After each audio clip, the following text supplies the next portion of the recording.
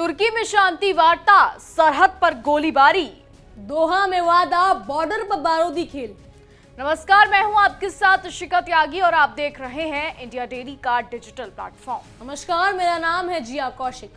आज हम बात करेंगे पाकिस्तान की बढ़ती मुश्किलों की, जो अब उसकी सीमाओं से लेकर कूटनीतिक मोर्चे तक हर दिशा में फैलती जा रही है। जी हाँ, अफगानिस्तान और पाकिस्तान के बीच तुर्की में चल रही शांति वार्ता पर तनाव का साया गहराता नजर आ रहा है। एक और दोनों देशों के प्रतिनिधि शांति बहाली की कोशिश में जुटे हैं, वहीं दूसरी ओर सीमा पर बढ़ती गोलीबारी ने इस पूरी प्रक्रिया पर गंभीर सवाल खड़े कर दिए हैं।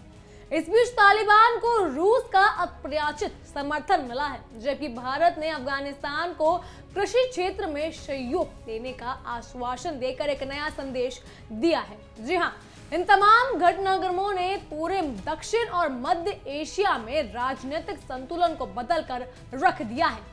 बिल्कुल सही कहा जिया। अफगानिस्तान और पाकिस्तान के रिश्ते इतिहास में शायद ही कभी स्थिर रहे हों। जी, दोनों देशों के बीच तनाव, सीमा विवाद और आरोप प्रत्यारोप का सिलसिला लंबे समय से चलता आ रहा है। इस बार भी जब तुर्की में शांति वार्ता की शुरुआत हुई तो उम्मीद की जा रही थी कि शायद अब दोनों देश एक नई शुरुआत करेंगे, लेकिन अगर रिपोर्ट्स के मुताबिक देखा जाए तो गुरुवार को पाकिस्तान की ओर से गोलीबारी शुरू कर दी गई। आपको बता दें, जहां पहले भी कई बार झड़पें हो चुकी हैं और इसके बाद फिर से झड़पें हुई और इन झड़पों में दोनों देशों के कई सैनिकों की जानें भी चली गई। जी, दरअसल 19 अक्टूबर को दोहा में दोनों देशों के बीच एक संघर्ष विराम समझौता हुआ था। इस समझौते से उम्मीद जागी थी कि सीमा पर शांति स्थापित होगी, लेकिन कुछ ही हफ्तों में हालात फिर बिगड़ गए। इस्तांबुल में हुई हालिया वार्ता में दोनों पक्षों ने शांति के लिए कई मुद्दे पर चर्चा की, पर कोई ठोस नतीजा नहीं निकला। पाकिस्तान की आक्रामक नीति और सीमा पार की कार्रवाइयों ने काबुल और इस्लामाबाद के रिश्तों में फिर खटास पैदा कर दी है। विशेषज्ञों का कहना है कि पाकिस्तान की ये आक्रामकता उसके अपने हितों के खिलाफ जा रही है। अफगानिस्तान के साथ तनाव बढ़ने से पाकिस्तान की सुरक्षा, उसकी आर्थिक स्थिति और अंतर्राष्ट्रीय छवि तीनों पर असर डाल रही है। विश्लेषकों का यह भी मानना है कि अगर पाकिस्तान ने अपनी नीतियों में जल्द बदलाव नहीं किया तो ये स्थिति पूरे क्षेत्र में अस्थिरता को जन्म दे सकती है। बिल्कुल, इस पूरे मामले में एक और बड़ा और चौंकाने वाला घटनाक्रम सामने आया है शिखा। रूस ने तालिबान सरकार को खुला समर्थन किया है। रूस के राष्ट्रीय सुरक्षा सलाहकार ने मॉस्को में आयोजित CSTO यानी कलेक्टिव सिक्योरिटी ट्रीटी ऑर्गेनाइजेशन और CIS यानी कॉमनवेल्थ ऑफ इंडिपेंडेंट स्टेट्स की संयुक्त बैठक में अफगानिस्तान के तालिबान प्रशासन की तारीफ करते हुए कहा कि देश में कई महत्वपूर्ण और सकारात्मक विकास हो रहे हैं। आपको बता दें कि रूसी राष्ट्रीय सलाहकार ने यह भी कहा कि अफगानिस्तान को अब क्षेत्रीय आर्थिक ढांचे में दोबारा शामिल किया जाना चाहिए। जी, उनके मुताबिक अफगानिस्तान में सुरक्षा और स्थिरता तभी संभव है जब उसे आर्थिक रूप से मजबूत बनाया जाए। उन्होंने ये भी कहा कि अंतर्राष्ट्रीय समुदाय को अफगानिस्तान को अलग थलग करने के बजाय उसकी आर्थिक प्रगति में सहयोग देना चाहिए। जी, क्योंकि एक स्थिर अफगानिस्तान पूरे मध्य एशिया के लिए फायदेमंद होगा।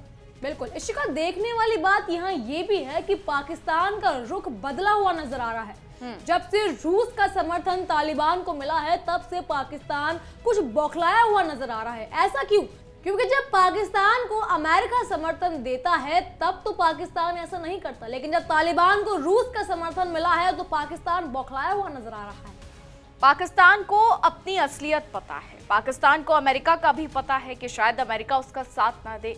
पाकिस्तान ने अफगानिस्तान को कमजोर समझ लिया, लेकिन अब रूस के इसमें आने से पाकिस्तान बौखला गया है। पाकिस्तान को ये डर है कि कहीं अमेरिका रूस को देख के उसका साथ ना छोड़ दे, क्योंकि अगर पाकिस्तान की तरफ से अमेरिका आता है, तालिबान की तरफ से रूस आता है, तो ये किसी और ही तरफ इशारा करता है। जी, ये इशारा करता है कि क्या कोल्ड वॉर या फिर वर्ल्ड वॉर की स्थिति पैदा हो जाएगी। जी, तो पाकिस्तान इस वक्त रूस के आने से बौखलाया हुआ है और ये सब जानते हैं कि रूस के डिफेंस सिस्टम कितने ज्यादा पावरफुल हैं। तो इसी को लेकर पाकिस्तान में बौखलाहट अब कई ज्यादा बढ़ गई है।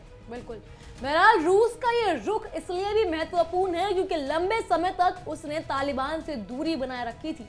लेकिन अब लगता है कि बदलते भू राजनीतिक समीकरणों के बीच रूस ने अपना दृष्टिकोण बदल दिया है। रूस का यह बयान न केवल तालिबान के लिए राहत की बात है बल्कि पाकिस्तान के लिए भी एक कूटनीतिक संकेत है कि वो अब अकेला पड़ सकता है। इस बैठक में महासचिव ने भी एक अहम बयान दिया।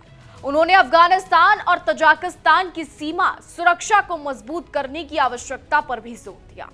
उनका कहना था कि अफगानिस्तान की स्थिरता सिर्फ उसके लिए नहीं बल्कि पूरे मध्य एशिया की सुरक्षा के लिए जरूरी है। अगर अफगानिस्तान में अस्थिरता बनी रही तो इसका असर तजाकिस्तान, उज्बेकिस्तान और यहां तक कि रूस की दक्षिणी सीमा तक महसूस किया जा सकता है। इस पूरे घटनाक्रम के बीच भारत की भूमिका भी काफी अहम नजर आ रही है। शिखा, भारत ने अफगानिस्तान को कृषि क्षेत्र में सहयोग देने का भरोसा दिया है। हाल ही में भारतीय राजनयिक मिशन के प्रमुख ने अफगानिस्तान के कृषि मंत्री से मुलाकात की। इस मुलाकात में दोनों देशों के बीच कृषि अनुसंधान, प्रशिक्षण और क्षमता निर्माण पर सहयोग बढ़ाने की बात हुई।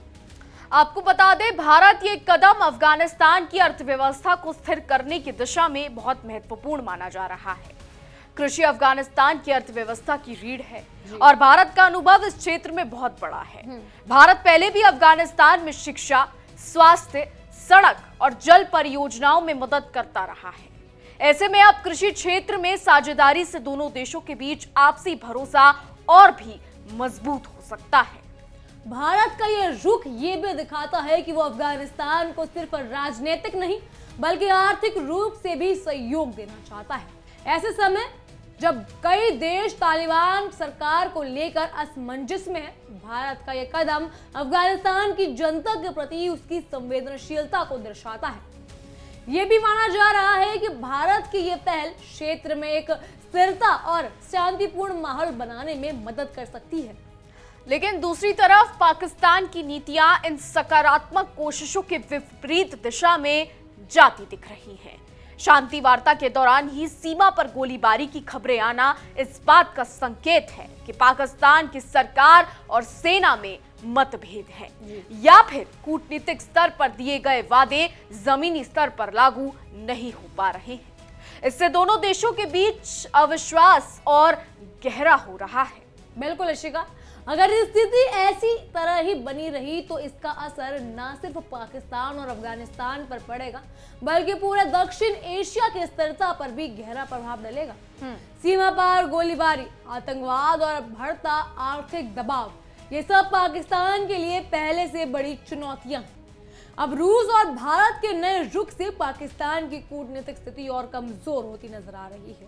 और अब इस बीच तुर्की में हुई शांति वार्ता भी किसी नतीजे तक नहीं पहुंच सकी। हालांकि दोनों पक्षों ने बातचीत जारी रखने पर सहमति जताई है, लेकिन जमीन पर हालात कुछ और ही कहानी कह रही हैं। लगातार गोलीबारी और आरोप प्रत्यारोप ये दिखाते हैं कि दोनों देशों के बीच भरोसे की खाई अब बहुत ज्यादा गहरी हो चुकी है। बिल्कुल इशिका, कूटनीतिक विशेषज्ञों का भी कहना है कि जब तक पाकिस्तान अपनी आंतरिक और बाहरी नीतियों में स्थिरता नहीं लाता तब तक शांति प्रक्रिया आगे नहीं बढ़ पाएगी। वहीं अफगानिस्तान की तालिबान सरकार भी अंतर्राष्ट्रीय स्तर पर खुद को एक जिम्मेदार प्रशासन के रूप में पेश करने की कोशिश कर रही है। रूस का समर्थन इस दिशा में तालिबान के लिए बड़ी राहत है। तो कुल मिलाकर ये पूरा मामला अब सिर्फ पाकिस्तान और अफगानिस्तान तक सीमित नहीं रहा। इसमें रूस, भारत, तुर्की और तजाकिस्तान जैसे देश भी अप्रत्यक्ष रूप से शामिल हो गए हैं। आने वाले दिनों में यह देखा जाएगा कि ये देश अफगानिस्तान की स्थिरता के लिए किस दिशा में कदम उठाते हैं और पाकिस्तान अपने रुख में कितना बदलाव लाता है। फिलहाल सबकी नजरें आने वाली बैठकों और वार्ताओं पर टिकी है। अगर पाकिस्तान और अफगानिस्तान बातचीत की राह पर कायम रहते हैं तो शांति की संभावना अभी भी बची है, लेकिन अगर सीमा पर तनाव इसी तरह बढ़ता नजर आया तो ये पूरा क्षेत्र अस्थिरता की चपेट में आ सकता है। पाकिस्तान के लिए समय बहुत ज्यादा अजीब है। एक ओर सीमा पर संघर्ष, दूसरी ओर वैश्विक दबाव और अब बदलता अंतर्राष्ट्रीय समर्थन, ये सब मिलकर उसकी स्थिति को और कठिन बना रहे हैं। अफगानिस्तान को अब जिस तरह रूस और भारत का समर्थन मिल रहा है, वे पाकिस्तान के लिए कूटनीतिक संदेश है कि समय बदल चुका है। अब देखना ये होगा कि पाकिस्तान इस बदलते दौर में अपनी नीतियों में कितना लचीलापन दिखाता है। क्या वो शांति या सहयोग की राह चुनेगा या फिर पुराने रुख पर कायम रहेगा। आने वाले कुछ हफ्ते इस पूरे क्षेत्र की दिशा तय करने वाले साबित हो सकते हैं। उम्मीद यही है कि दोनों देश संवाद और समझदारी का रास्ता अपनाएं, क्योंकि शांति से ही विकास और स्थिरता संभव है। गोलियों से नहीं, बातचीत से ही भरोसा बनता है। इसी उम्मीद के साथ हम लेते हैं आपसे विदा। लेकर आते रहेंगे आपके लिए ऐसी ही तमाम बड़ी खबरें। बताएंगे आपको कि पाकिस्तान और अफगानिस्तान के बीच क्या कुछ हुआ है, क्या कुछ बड़ा हुआ है। फिलहाल हमारी आज की रिपोर्ट में बस इतना ही। आपकी इस पर क्या राय है, हमें कमेंट के जरिए जरूर बताइएगा। क्या लगता है आपको, क्या दोनों देश मानेंगे? क्या सीमा पर शांति होगी? क्या ये युद्ध विराम टिक पाएगा? क्या पाकिस्तान अपनी नापाक हरकतों से बाज आएगा या फिर अफगानिस्तान से वो पिटता नजर आएगा? अब ये सब आने वाले समय में ही पता लग पाएगा। फिलहाल हमारी आज की रिपोर्ट में बस इतना ही। देश और दुनिया की तमाम बड़ी खबरें जानने के लिए देखते रहिए इंडिया डेली और हमारा खास शो तहकीकात, हर खबर की तह तक।